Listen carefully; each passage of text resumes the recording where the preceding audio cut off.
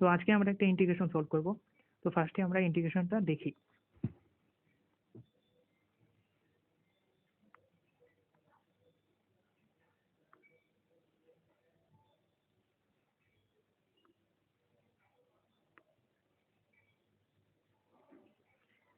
তো ইন্টিগ্রেশনটা লক্ষ্য করলে আমরা সহজেই বুঝতে পারবো যে এর হরে একটা রুটযুক্ত টার্ম আছে।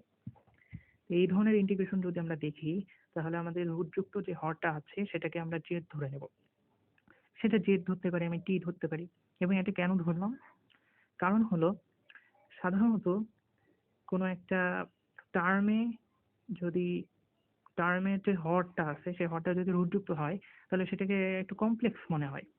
এই কমপ্লেক্সিটিটা কাটানোর জন্য সাধারণত আমরা এই রুটযুক্ত টার্মটাকে ভ্যানিশ করার জন্য মূলত এটাকে আমরা জেড ধরে থাকি।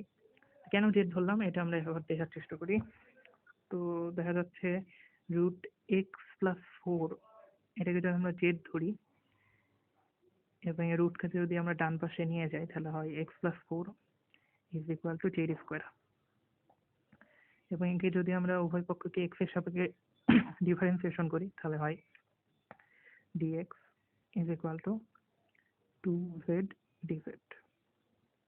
এবার মানগুলো আমরা মেইন ইন্টিগ্রেশনে বসাই। তাহলে হয়ে যাচ্ছে x এই রাশিটা থেকে বা এই সমীকরণ থেকে আমরা x এর মানটা সহজে বের করতে পারি, সেটা হলো z² - 4। তাহলে x এর থেকে আমরা z² - 4 বসাই। এখানে একটা -1 থাকলো এবং রুট x+4z এবং dx এর বদলে আমরা বসাবো 2z dz। তাহলে এই z এবং এই z কেটে গেল, তাহলে আলটিমেটলি থাকলো হলো ইন্টিগ্রেশন এবং 2 যেহেতু কনস্ট্যান্ট তাহলে বের করে আনলাম, আর এখানে থাকতেছে z² - 5 এবং এটাকে আমরা ইন্টিগ্রেশন করছি z এর সাপেক্ষে। আলটিমেটলি আমাদের যে ইকুয়েশনটা দাঁড়ায় বা ইন্টিগ্রেশনটা দাঁড়ায় সেটা হলো 2 ইন্টিগ্রেশন z² - 5 dz।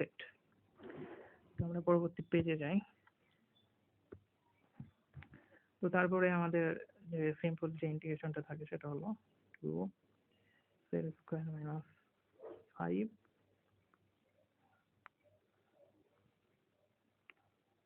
dz। তো এটাকে পারফর্ম করা তো একবারে ইজি। তো এখানে 2টা থাকবে আর এখানে হবে হচ্ছে z³/3 এবং এই 2টা 5 এর সাথে গুণ হয়ে যাবে 10 এবং আমরা জানি 1 কে ইন্টিগ্রেশন করলে হয় z। তাহলে হচ্ছে 10z এবং এখানে একটা সমাকলন ধ্রুবক চলে যাবে। এবার আমরা z এর মানটা বসাই দিব। তো আমরা জানি z এর মান হলো x+4 cube 3 - 10 root x+4 plus 3। এটাই হলো আমাদের যে ইন্টিগ্রেশনটা আমরা করলাম সেটার অ্যান্সার। তো আজকে এই পর্যন্তই থাক। সকলকে ধন্যবাদ।